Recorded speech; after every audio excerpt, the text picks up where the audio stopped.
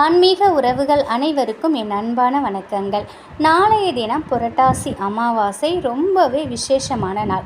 அமாவாசை தினத்தில் முன்னோர்களுக்காக விரதம் இருந்து வழிபாடு செய்யும் பழக்கம் இன்றைக்கும் இருந்துகிட்ருக்கு. ஒவ்வொரு மாதமும் செய்ய இயலாதவங்க தை அமாவாசை, புரட்டாசி அமாவாசையில் முன்னோர்களுக்கு திதி கொடுத்து நம்மளால் இயன்ற தான தர்மங்களை செய்தோம் அப்படின்னா முன்னோர்களோட அருள் பரிபூரணமாக நமக்கு கிடைக்கும்.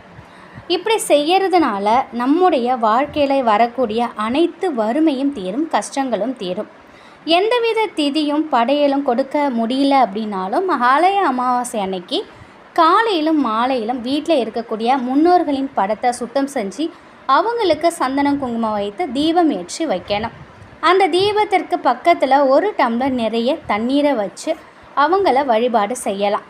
அடுத்ததாக பார்த்தா நிலைவாசலுக்கு வெளியே ஒரு தீபத்தை ஏற்றி வச்சு அதோடு ஒரு டம்ளர் நிறைய தண்ணீரையும் வைத்து முன்னோர்களை நினைத்து வழிபாடு செய்தோம் அப்படின்னா முன்னோர்களின் ஆசீர்வாதம் பரிபூரணமாக நமக்கு கிடைக்கும்.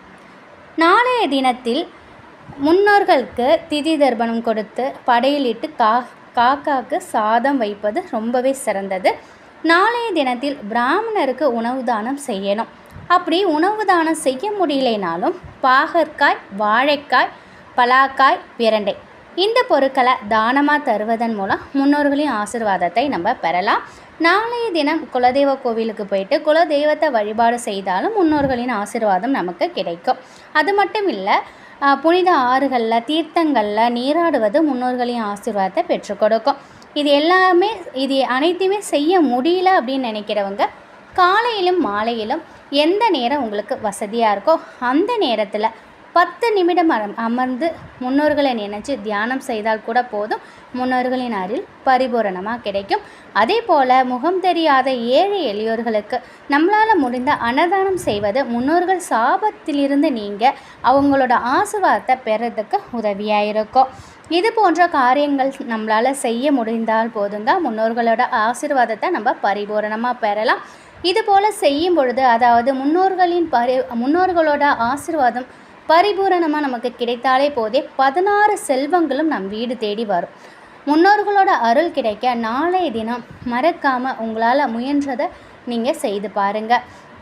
நம்மளால் இயன்றவைகளை ரொம்ப கடன் வாங்கி தடபுடலாக படையலிட்டு அந்த மாதிரி செய்யறதை விட நம்மளால் இயன்றவைகளை வைத்து நம்ம படையலிட்டு முன்னோர்களை நினைத்தோம் அப்படின்னாலே நமக்கு கட்டாயம் அவர்களோட பரிபூரண அருள் கிடைக்கும். உங்களால் முடிந்தால் இதை செய்து பாருங்கள். நிச்சயம் இந்த ஒரு தகவல் உங்களுக்கு பயனுள்ளதாக இருக்கும் அப்படின்னு நம்புகிறேன். நன்றி.